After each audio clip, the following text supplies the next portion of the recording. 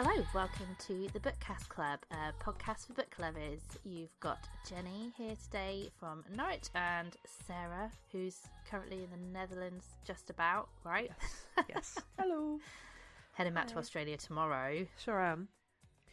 Love it. Love being Make our recording schedule harder. It's going to make it the same, Jen, because we have Belle now. It just makes it extra hard, because two of you in Australia. Yeah. You've got to start doing what I do. You've got to start going to Australia when I do.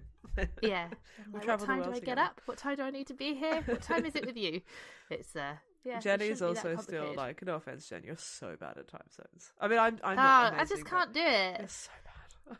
I can cope with you being an hour ahead in the Netherlands, 11 hours ahead in Australia, and I'm like, what day is it with you guys? Like, it's so confusing. So bad. After like 4 years, you think you get better, but you're awful. Hey, but you had at least 2 where you're only an hour ahead of me. Oh yeah. Chris was the most complicated I had to deal with, who was 5 hours behind. 5 hours behind, but working night shift or something. Oh, like that. yeah, so that was complicated. It was really confusing because we use this. I don't know. I use that website called Meeting Planner, where you can plan meetings. Oh, okay. Across different time zones, and it kind of green lights everything when it's in like good times. Except that's what I need. That's what I always use. That's why I make those little messages that have the different times. Yeah. It would even work for Chris because he would be, and I could never remember when he was actually working. Yeah. Oh my god, that was like shift patterns and all sorts to deal with. Yeah, complicated. And he could obviously not remember very easily because it's just bizarre. It doesn't make any sense, and he'd have to change all the time. So he'd be like, oh, I don't know. You know, not on nights anymore. Anyway, we're here today to discuss Cillian Murphy / Small Things Like These by Claire Keegan. So we've been experimenting, I guess, in the last couple of seasons or years of the podcast of doing book v film episodes. I can't remember if we were excited that a Cillian Murphy film was coming out or that the book was short, but we've gone with Small Things Like These. I think it was the former for sure. I'd already read the book. I think you might have. So had well, I. right? Yeah. So I think it was the Cillian Murphy excitement initially.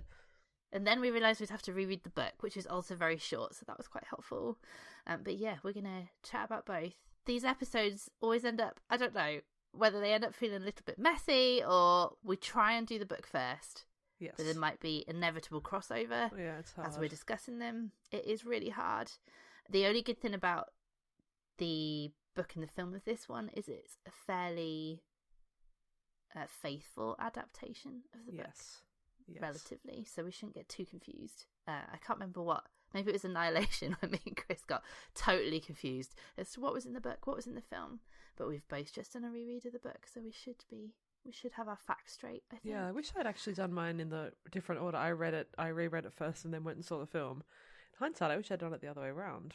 Interesting. Because then I would have remembered. I find it easier to identify the similarity having seen the film, if you know what I mean. Yeah. I definitely, the way I did it was good because I read the book, I don't know, 2 years ago whenever it came out. Yeah. And forgot a lot of it, apart from the main, crux of the story.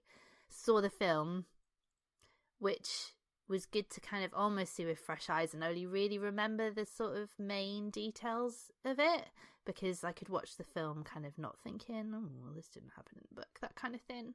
And then I reread the book afterwards. So hopefully I will have my thoughts straight on what I think about both of them. But yeah, should we start with the book? I've got a little intro.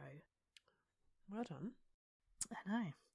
So Small Things Like These was published in 2021 and is an historical fiction novel set in New Ross Island in 1985. We follow Bill Furlong, a coal merchant and family man who, whilst delivering coal to the local convent, starts to suspect that it is actually a Magdalene laundry, a place where fallen women, often young teenage girls who had fallen pregnant, were sent to work for free, bar food and bed, and would often have their babies taken away from them. The conditions and strict regime were often worse than prisons and outwardly presented as somewhere young women were sent to be saved. So whilst delivering coal to the convent, Bill stumbles across a young girl named Sarah locked in the coal shed who he ultimately returns to rescue, despite the societal consequences that would entail. So, what did you think of the book when you originally read it? I remember I didn't like it that much. I think I wasn't very taken by it, if you know what I mean. Like, it's very short. It's only, I think my e-copy is like 65 pages or something, 66. It's very short. Yeah, it is short. The paperback I've got is 110 pages, but it's very kind of spaced out and super short. Yeah, I remember when it came out, there was, because it was nominated for the Booker, and there was a lot of people were surprised, I think, that it actually made the minimum word count for the Booker because it's so short. Anyway, that's such a side note. Yeah, I just remember that I wasn't particularly taken by it, and I just had this feeling, I don't know, I feel like I'd read this exact story before. Maybe I haven't. I don't know, because now I can't find the whatever book the hell that I was now I can't find the book that I was thinking of, but I just remember at the time that I felt like I'd read this. It had a really, I don't know, familiar feeling, I suppose. So at the time I wasn't very taken by it. Rereading it, I liked it more this time. It definitely made me realise, this is also from watching the film as well, that I tend to read, I find shorter books a little bit difficult, I think, because I think I tend to read them too fast because they're so short. And so I think I'm more inclined to miss things in shorter books. There's definitely things that I missed the first time, maybe even the second time around. So I've definitely learned I need to read shorter books a little bit more slowly than I tend to, because it's always tempting to race through them. Hello, my neighbour's having a fit outside. So yeah, wasn't massively taken by it the first time. I think I gave it like a 3-star. Was slightly more, enjoyed it slightly more the second time. It has very beautiful writing. But I think Bill Furlong as a character is not someone I find particularly compelling. I think I find him as a main character a bit of an odd choice, I think. Like, he's sort of, what do you think? Let me ask you what you think, and then I'll say what I'm going to say. So when I initially read it, I think I gave it like a 4 stars, and maybe that's because I was taken with the simplicity of it and how much, the story is really simple, but I guess the breadth of it is huge, and what she's covering through such small incidents, and a bit like the title, really. The small everyday things happen, yes, that then have like huge consequences, not that you get to read about them, on the people involved's lives, and I think that I just thought was amazing to do in such a short novel story. Yeah, it's very novella, sort of, whatever it is. it's very like deliberately humdrum and quiet, I think. Yeah, and it is supposed to be their everyday lives, and that I really enjoyed. On a reread, I guess I got more out of it, and maybe noticed her writing a bit more, because it is very beautiful, her writing. It's very beautiful. Yeah, I agree. I haven't read anything else by her, but I'm definitely keen to, based on this one. So you gave it like a 4 both times? Is that what I gave it a 4, but I've kind of stopped star rating books, but it would still be a 4, I think. Yep. And there's something about Bill that, and we'll go on to talk about the film. This is going to happen. That maybe the shortness of the story is the problem in terms of the character, because you don't get to know him that well in this. I found him as a character. He's so muted. And I see why, like, it is all the things that you're saying. I also gave it a 4 in the end, so I did really enjoy it, but he's so quiet and introspective and thoughtful, but it's in a way I find almost a little bit uncompelling. Like, I think I would have preferred it to read it from his wife's perspective, Eileen. I think the way that he has a lot of conflicts about his feelings about the church and like the nuns and the Magdalene laundry and his own children. I don't know, maybe I can't remember if you said this necessarily, but he has this sort of issue where he really wants to interfere. He's really sort of contemplating the Magdalene laundries, and he's not feeling comfortable with how they work and how they operate. But the nuns basically are almost in charge of the village, right? So they pay like a huge part of his wages. Bloody mafia. Yeah, they are like the mafia. They pay a huge part of his wages. They run the school that his girls would go to, and they basically explicitly say that if he interferes with them, the girls won't get to go to school. So he has this big conflict. His wife is they're not that super well off, so it's not like they're really in a position where they have loads of money where they can they're sort of okay. That's about the word for it, I would say. So they're sort of just getting there. So they're not really in a financial position, or they're not in a financial position where they can just start, throwing away £50 worth of income and whatever. And the nuns start give him some extra money sometimes, basically to sort of keep him quiet. Extra Christmas tip, yeah, which is basically hush money. They are the mafia. Yeah. So, but yeah, there's something about the conflict which feels it's a little bit removed. I think there's something about the way that he's written that I don't know. I did feel that I did think throughout that I feel like I would have found the story more compelling if it had been a female main character. There was something a little bit almost academic about it, I guess, in the way that he would contemplate these things. Because I guess a main part of the book is flashbacks to his childhood, where he is brought up in a wealthy woman's house, basically, isn't he? And his mum is the maid. And as the story goes on, you realise that she... we probably should have caveated at the start of this episode that we're going to spoil this book. It's literally 100 pages long. There's no way we can't talk about the entire thing. Yeah, so he lives with this wealthy lady in a big country house. His mum is the maid, and you learn that, he was born out of wedlock and out of kindness. I get the impression that his mother was essentially saved from one of these. Like, that's where she would have ended up.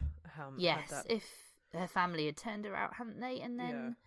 the woman that owns this house, can't remember her name, Mrs. Wilson keeps her on as a maid in her home. And so he's essentially, and his mum was saved from the same fate that these women are currently going through. So I'm trying really hard not to talk about the film, because I feel like in the book he leads a very melancholy life, and he doesn't... I don't feel like he has that much conflict in his life, actually. Like, he has these thoughts and he's thinking about it, but other than that, he's kind of going about his day-to-day business and ponders on things. Pondering is probably the word. Like, he's not... I don't get the impression that he's torn apart by the things that have happened in his life, and that he's really struggling. He's... ponders a lot. Not in the book, I would say, for sure. Well, I think maybe I'm talking about the book. This is where I might be getting confused. That I feel like he does ponder on things a lot in the book, whereas in the film it's a lot more... he's quite outwardly depressed. But I mean, we'll get on to the film. So I agree with you that actually, considering the amount of conflict he should be feeling, actually, he's quite boring. If that's the word.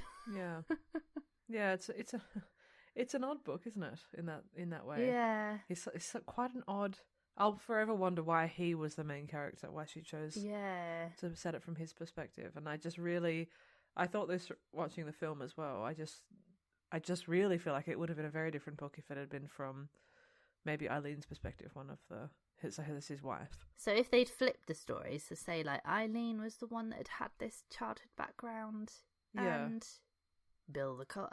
I mean, is some of it done purely so that he has a reason to be going to the convent? I think so, I guess that is the tool to pull the story forward, is that why would she necessarily have been going there? But I'm sure they could have done something. Could have thought of a reason. It's interesting. His reasoning for how he feels about them, the Magdalene laundries, is not... It's just sort of a bit weird and vague. He's just sort of like... I just feel like there's a few short conversations that he has with his wife that I thought what she was saying was much more interesting. I thought. I mean, he's just such an introspective character. What does she say to him? She's often asking him, what are you thinking about? She makes some comments, if I remember correctly, about... It's more about sort of how it is for women, and she makes a couple of passing comments about how... she's much more aware, I think, of... She's thinking much more about the the world as it is, and the reality of what you're trying to, of what you can earn as a woman, what happens to you, how much power you have. She makes some comments that are more directed and more about that. Whereas he, I don't know, he just doesn't seem to. I don't know. He's like, oh, these nuns are in charge of life. I don't know. Delivering his call. Yeah, but it's still it's a really beautiful book. And it's got all those elements that you were saying earlier, where it's so simple, and there's so much sort of delicacy in it, and it explores these things so gently. It just kind of edges around all these things very lightly. So beautifully written and beautifully handled, I think. I just really really question this main character. Wish it wasn't Bill. Come on, Furlong. Also, Furlong's such a funny name. Furlong, yeah, because he doesn't get. I'm calling him Bill, but they call him Furlong the whole way through, don't they? Yeah. Even the woman at the pub, Mrs. Kilo, maybe I think her name is. The one who runs the pub, who gives him advice. Yeah. She was more interesting. She's quite interesting. Yeah. And she's quite interesting in the film as well, because she is the one that essentially is telling him, look, don't get involved because you'll ruin your life if you take them on. I can't remember how they have a conversation about it though. She asks, I think in the book he asks her like what she thinks is going on. Yeah, they have to go. I can't remember why they have to go into the back room to. He's paying her for, say, there's some invoice they have to settle. I can't remember what the reason actually is because he's giving her money for whatever reason. But then they just have a conversation about it because she's heard all about him going to the nunnery. Yeah.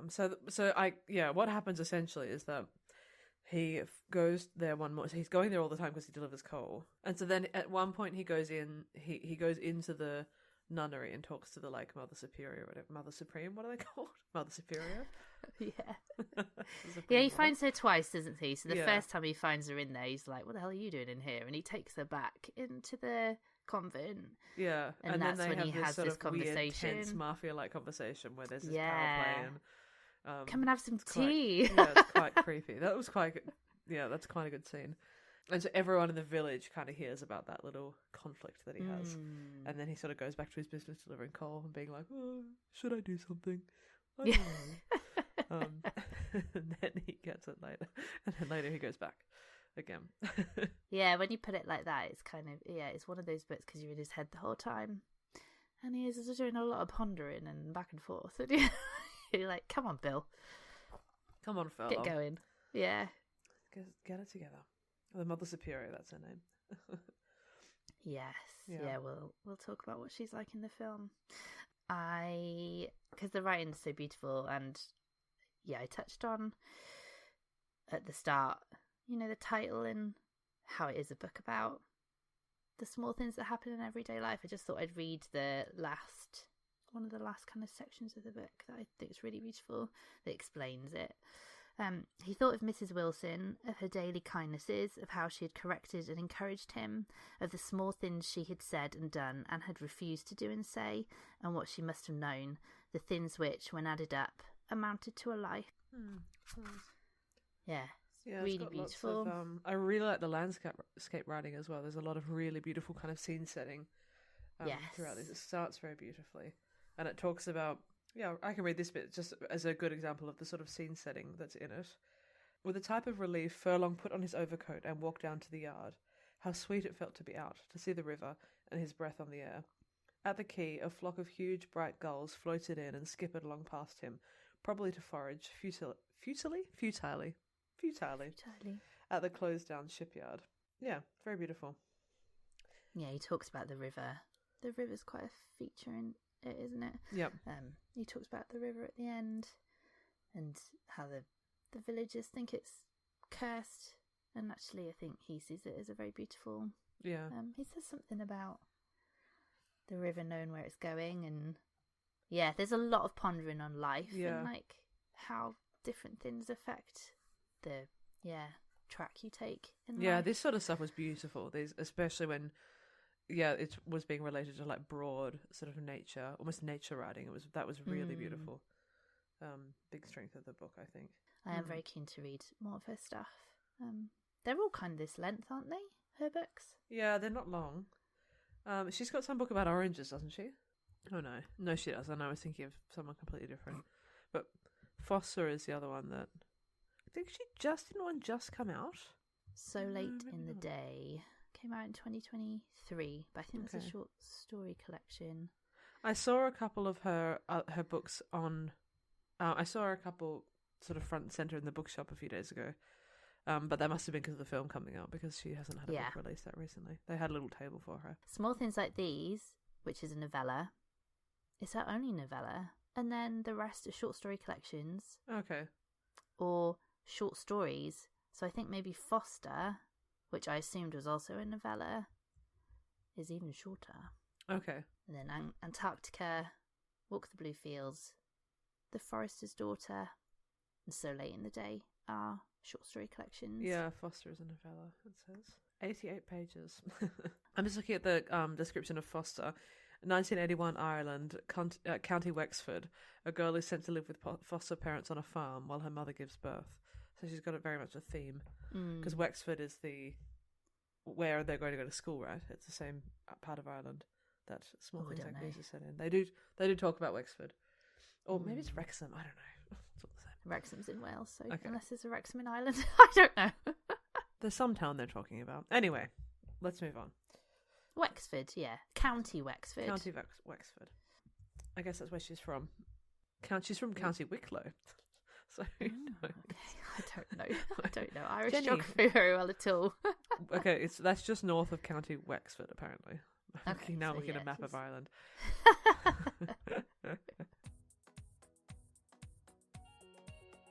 This is where we take a little break to tell you about all the different ways you can support the pod, most of which are totally free. We'll start with our Patreon. We've changed things up a little, making all our bonus content open to everyone, no matter what tier you're on. A more pay what you can kind of thing. Tiers start at just £2 a month, and joining our Patreon will give you access to all our chat on recent and current reads, DNFs, book prizes, what we're watching, and lots more.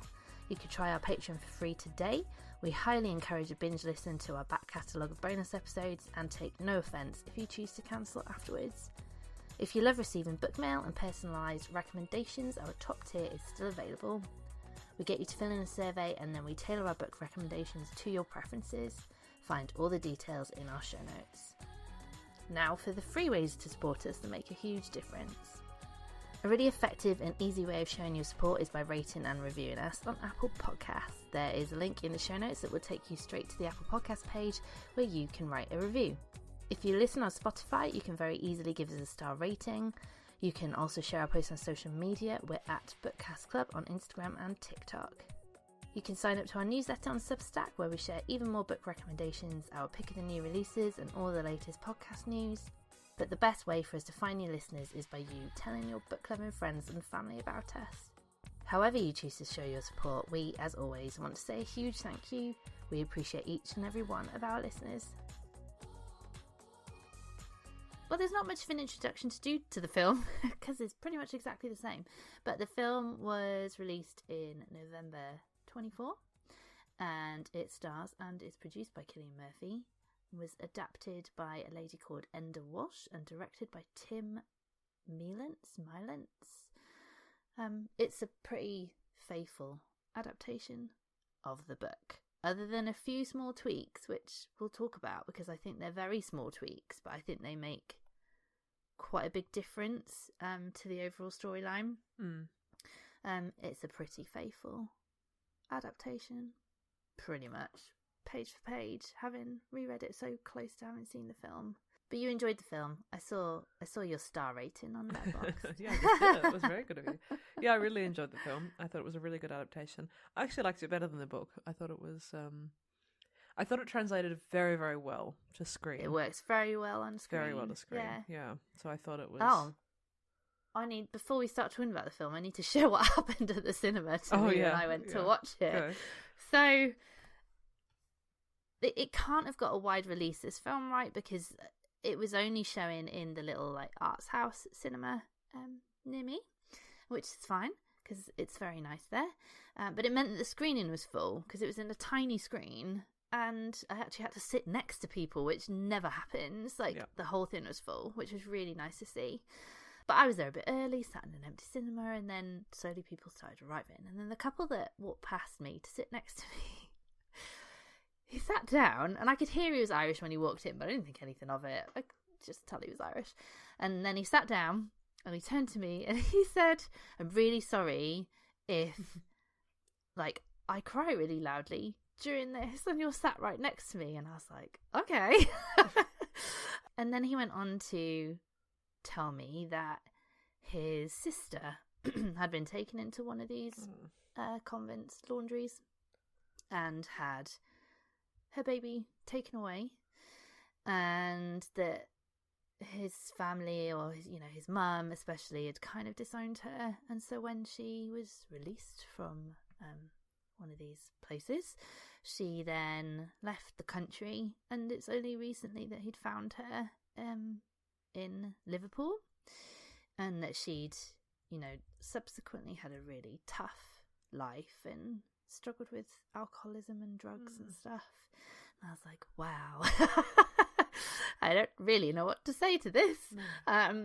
So yeah, he was telling me this, and you could tell it was all quite upsetting for him, and I'm quite empathetic. So then I was quite teary-eyed. I was like, oh my God, this film's going to be awful. And to sit through it with this poor man, like, watching it, and he'd told me how he'd read the book. And yeah.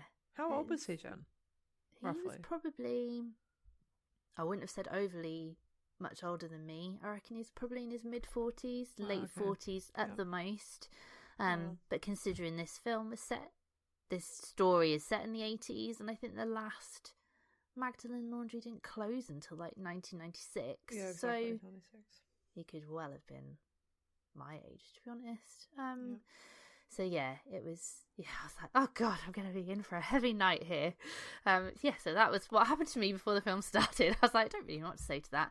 Yeah, so I was very sympathetic and said how awful it all was, but I was like, I've been trauma dumped on here right at the start of watching the film, so I didn't actually really know how to react to him, but he was very good. He, when the film finished, I think he'd found it very powerful, and he wasn't overly upset, so okay, we can talk about what we thought of the film.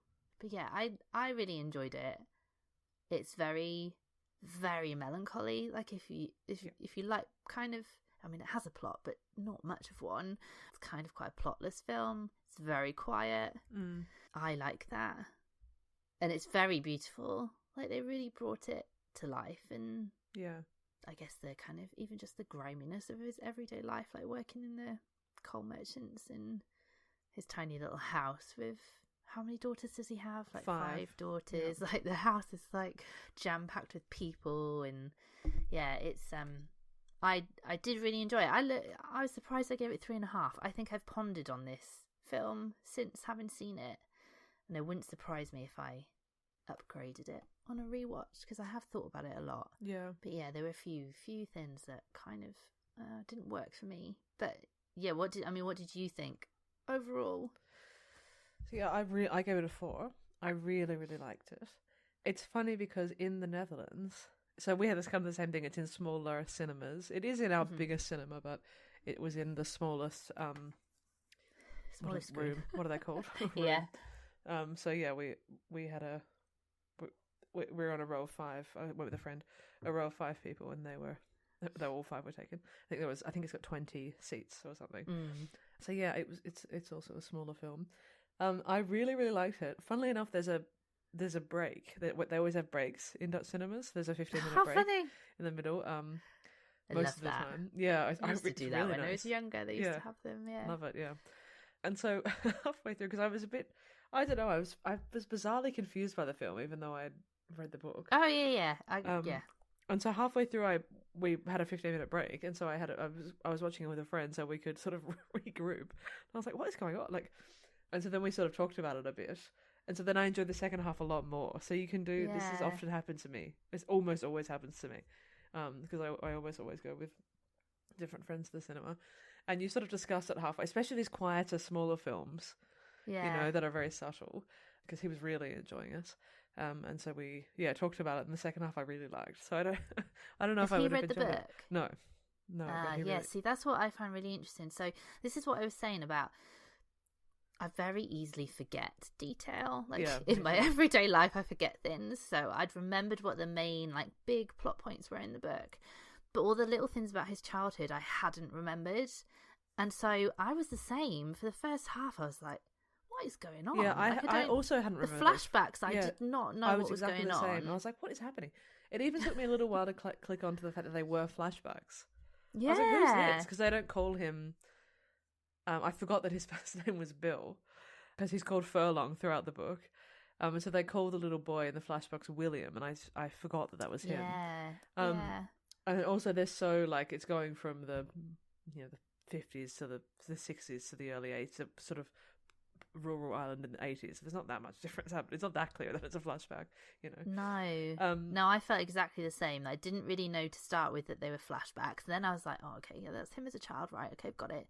But yeah, having said it's this very melancholy, serious film, which I love. I love a serious film. We'll talk about the ending, but I was like, that was so good. Yeah. These flashbacks are a bit weird, and I know they're in a different setting, because although his background is quite sad and his origins are sad, like he had quite a happy childhood. He's brought up in a beautiful home and had very loving, caring people around him. I found it quite difficult to associate that with the Bill Furlong that we were seeing in the current day, because Cillian Murphy, he's amazing in it. He's so good. But he's so melancholy and so sad. And when we say ponders in the book, well, good Lord, does he, like, so often do they cut to him and he's looking like vacant and obviously thinking about everything. But they go to these flashbacks and it just didn't really match with the level of trauma I felt like we were being presented with in the, like, current day. The flashbacks are quite bright, almost. Yeah, bright, lovely, sunny. And then a couple of awful things happen throughout them. I think the flashbacks also, it's funny because in the book I hadn't even really sort of internalized that I don't think that they sort of were, because he sort of thinks about things that have happened in the past, which is quite different from seeing a flashback in a film. Yeah, he ponders on it a lot, he's just thinking about the fact that he didn't get a jigsaw puzzle for Christmas once. Whereas in the book whereas in the film that's an actual scene. Like it's a Christmas Day scene. A scene that's almost meant to explain why he's so troubled in his modern day life, and I'm like, I don't think it's because he didn't get a jigsaw as a child. Like, it was Jenny. Yes, which plays out in the film. Yeah, but it's very odd to start with, and whereas I feel like the flashbacks in the film go in chronological order, whereas the flashbacks in the book I don't think they do. Like he's pondering on like different points in his childhood. He's not thinking about stuff like you do in and it works a bit better. Whereas in the film I was like, what is going on? Why is he so sad about a jigsaw puzzle? Like you said, it took me till about halfway through to maybe remember details from the book and be like, oh, okay, yeah, now I'm remembering his childhood a bit more. But yeah, that's a bit. I mean, if your friend that saw it though really enjoyed it and followed it, that's sometimes the negative side of having read a book first, I think. And I know that because in the book at the very early on, he sees Sarah in the shed. And that kind of sandwiches the book. He sees her at the beginning, then he thinks for 50 pages, then he sees her again at the end. Ponders. And in the movie, he only sees her for the first time in the shed in the second half. It was after the break. I feel like there's he literally goes the next day, doesn't he? Yeah, to go and get her. So both of those things I can tell you happened after the break because in the break I was like, something's like he hasn't found this girl yet. So I was a bit I was definitely thinking too much of the book because I was my friend who hadn't read it was like, oh, this is a nice quiet film, and I was like, where's the girl that he finds in the shed? This hasn't happened yet.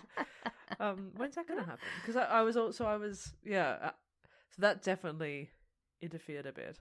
Yeah, Cillian Murphy I thought was, obviously very, very good in it. My God, he did a lot of brooding. It was really like an hour and 10 minutes of him looking at moodily. I was like, broody, okay. Heavy breathing. All right, Cillian, lift it up a bit. Jesus Scrubbing Christ. his fingernails too hard. Yeah. He washes his hands about 100 times. Yeah, washes his hands very methodical. I like how they brought his character to life more in the film. Yes, me too. It was a lot more conflicted in the film. That's what I was going to say when... Yes. Yeah, Yeah. and like they make good use of the flashbacks, or not the flashbacks. Sorry, there's a whole kind of scene in the film where he comes across one of the village boys like collecting sticks in the hills, and this happens in the book, but it's really fleeting. But they make more of it in the film, where he kind of like checks he's okay, asks him if he wants to lift home. He goes back in his car, in his coal van. He ponders a little bit, and then he gets back out and he goes and gives him some money, like some spare change, and they just really build on that kind of like caring nature of him. Yes. It also sets so a good book. That's sort of one of the first scenes of the film, and I think that sets a good precedent for the way the sort of Irish sort of go about your business, don't ask too many questions. Yeah. Because then later his wife mentions that boy's father is an alcoholic. Yes.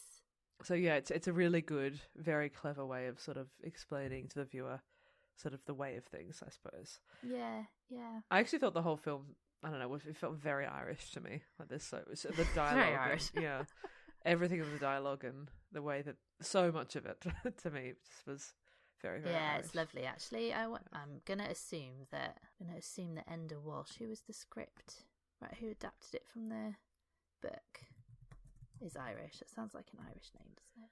Yeah, I just looked up the director is Belgian, that's I believe. not a female. Enda Walsh is not a female. Oh. Enda Walsh is a man who is an Irish playwright. Yeah.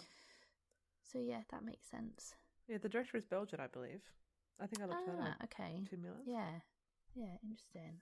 I like some of the like little details that they picked up from the book. So whenever he goes to the convent, like the geese are running around outside, like they were honking away, which I really liked in the film. I don't know, it was just a really like a quite magical. I guess that was part of like presenting the convent as like this quite picturesque magical place, which is what they describe it like in the book. Like it's very beautiful, and the geese are in the book, and I just there was little things like that they'd picked up on. I loved the way that they adapted the scenes in the convent, especially when they do the scene where he first finds Sarah and then he goes in to talk to the nuns, the Mother Supreme, the Supreme Mother.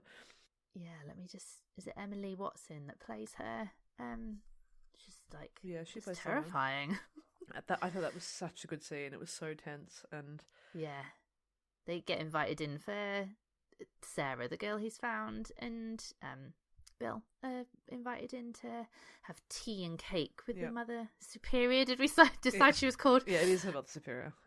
And like it's this horrible tense atmosphere where Sarah's been like told to lie about how she was in the coal shed, and he's like given his little Christmas bonus, pass this to your wife type thing, and you're like, oh sinister. God, it's so good. That the actress who plays the head nun is so good.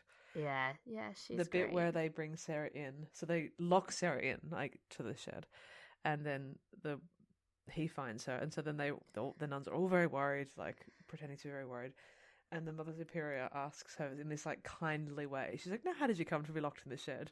Because they put her in her, and then my friend was like, "What a power play!" like out loud, like force her to lie. Bold move. It's very good. Very sinister, like you say. Yep. There were a few changes from the book to the film I thought we should discuss. So there's a whole scene in the book that isn't in the film where Bill Furlong needs to defrost the lock on the gate. I think he's near the convent. Can't remember quite what lock he's defrosting, but he has to knock on a local woman's door, and she gives him like the kettle to pour on the lock, and they have a whole moment where Bill Furlong like reflects on like being able to see her breast underneath her nightdress, and then picturing, like, not necessarily picturing being with that woman, but he says something about like what would happen if he walked away from his family or something like that. This is in the book. I don't remember this much. And that is obviously not in the film. I mean, why would they portray Cillian Murphy like that? But that whole scene, considering it is scene for scene the same. Maybe they thought it would give a different picture of his character. Yeah, one that they didn't want. Yeah, because they sort of really seemed to lean him towards being like tortured. Yeah. That was the sort of... It's not the Hollywood way, is it? Or maybe, I mean, it's also a very difficult thing to try and portray over film.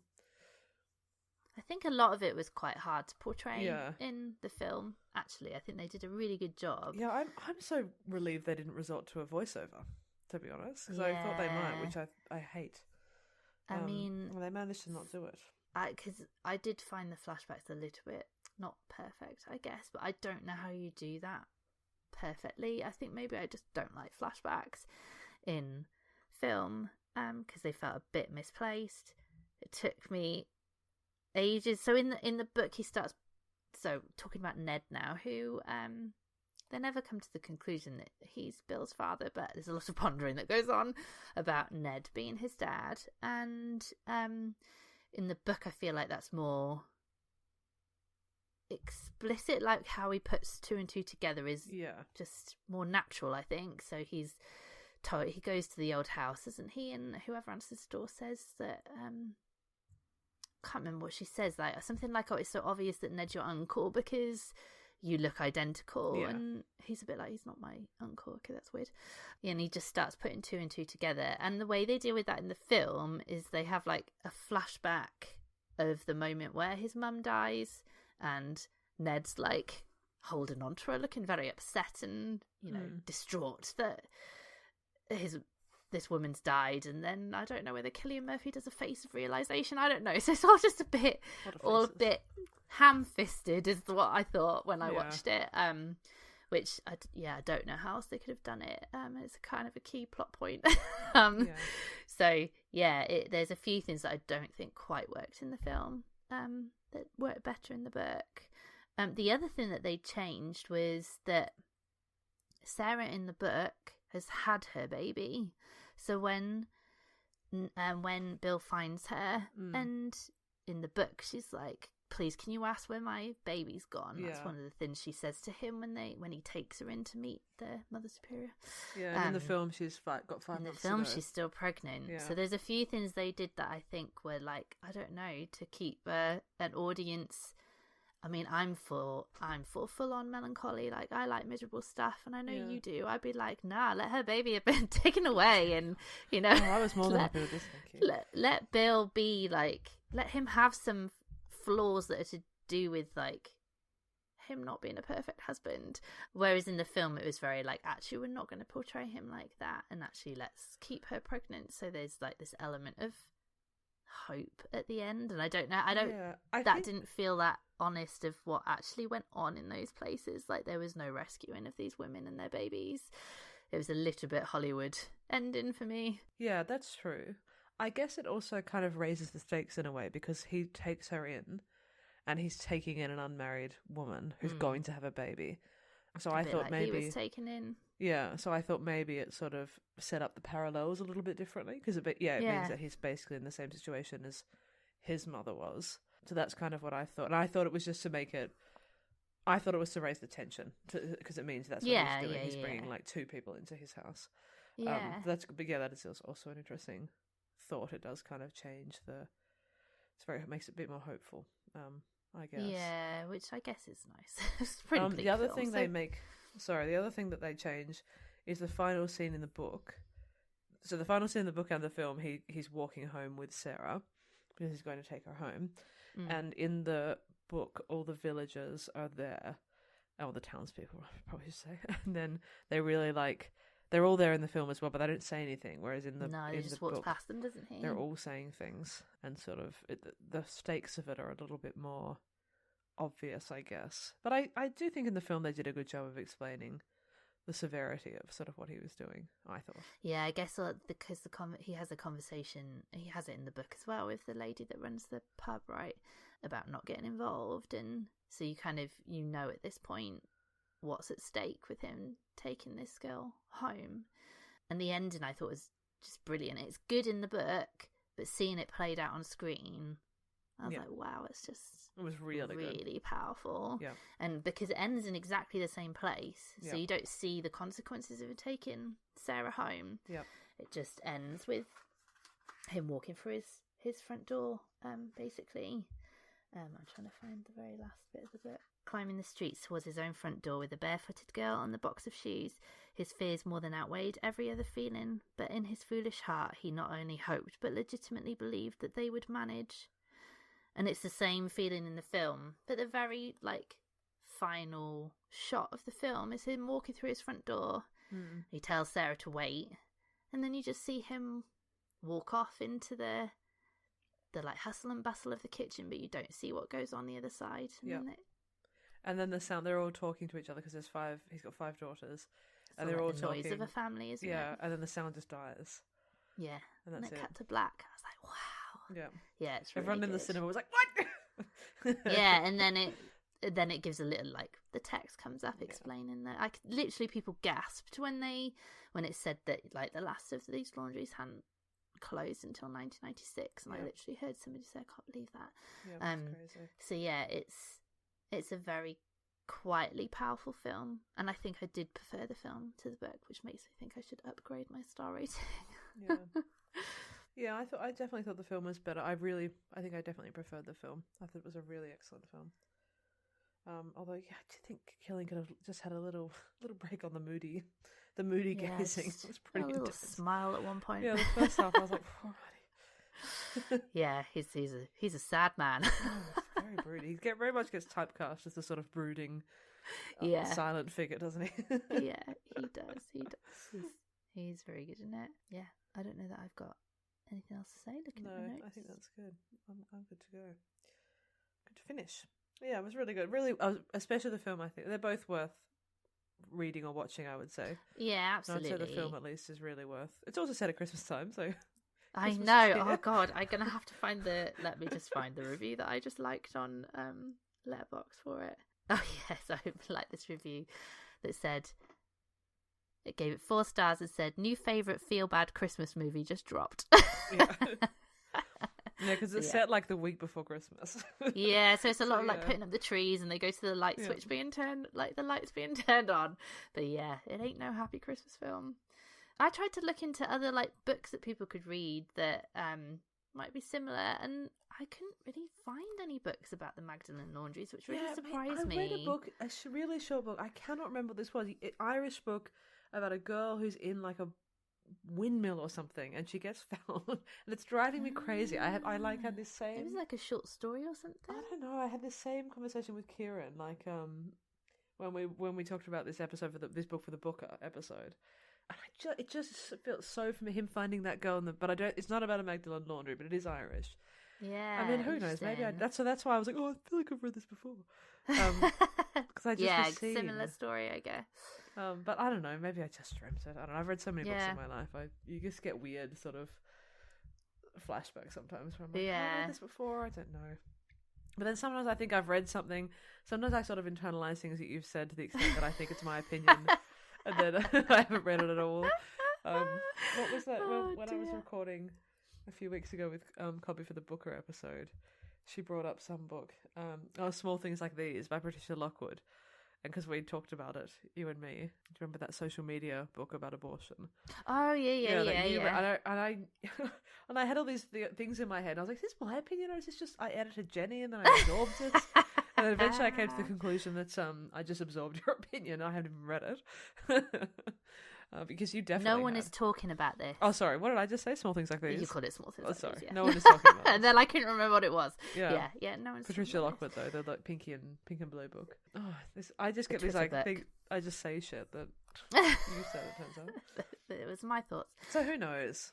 Yeah, I couldn't really find any books. I think maybe there's a couple of memoirs, maybe from people that have lived this experience. And there is a 2002 film that I saw recommended a few times called The Magdalene Sisters, which I have not seen. So it's not my recommendation, but I spend too much time on Letterboxd reading other people's reviews and opinions. So that was one that had cropped up, which I will watch at some point. Lovely. Yeah. That was fun. I enjoyed that. It was very good. I liked the thrill of having to see the film before they stopped showing it, because literally they only showed it for 3 nights. I was like, I've got to go now. I've got to go now, Ben. It's much bigger. Yeah, much bigger here then, which is... Yeah.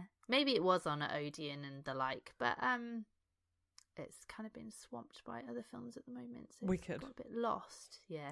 Which I'm going to go see tonight. Are you fun? I think I'm going to see it when I'm back in Australia. Very excited. But yeah, if you can catch it in the cinema, I think it'd be worth it. It's I think it's a really nice art house film as well. Like it's a really like a glass of wine art house cinema watch. Yes. I think it's really good. And then go with a friend that you can have a nice chat with it about, because it's just really good. Final thought is that the chap that I sat next to, he said the main thing that upset him about the whole thing, apart from obviously the trauma of his sister being taken away, was that, and he said this is what the book captured, was the complicity of everybody. Like everybody knew it was going on, and nobody did anything, which is why he found the story so powerful. And I think maybe we don't have that context, is that what Bill chooses to do in this book is so beyond anything that I think anybody did. That it's actually super powerful what he chose to do. It's very small and insignificant, and isn't none of it's a big fanfare in the film or the book. He just does it, but that's what makes it kind of super, super powerful. So yes, I don't know where that chap is. I said, have a nice journey home. They'd driven quite far to come see it. I was like, my God, what do I say to this man at the end of this? Oh, God. Yeah, I'm sure he did very well. A nice guy. Yeah. How crazy to meet someone, though. I know, of all the things. And I was also like, this is why I don't sit next to anybody at the cinema. This is why I sit alone and I go alone, so nobody talks to me and traumatizes me before I've even watched the film. But that was quite a powerful moment in my life as well. But all right then, let's leave it there. Thanks everyone for listening. We hope you enjoyed our film book comparison. I think we have fun doing them. So I really like them. If you've got other ones, we would love suggestions. Please do. This is one that I really like doing these episodes, but it can be a little bit hard to find good ones that are a bit conversational, because often they're just sort of like fantasy and stuff, which we don't want to. This is a really good one, and it is good to be able to reread the book as well. So we're very, very picky. But if the book cannot be that long, I can watch a long film, not Outlander, a reread of a not so long book. That'd be great. But we'd love to hear your suggestions. Maybe you can send them to us. You can send them to us either by email, we're with the bookcastcluboutlet.com, or you can get in touch with us on Instagram or TikTok, where we're at Bookcast Club. You can sign up to our Substack newsletter for more reviews, new releases, podcast recommendations and updates on the pod. You can check out our Patreon and get a 7-day free trial. And I think that's it.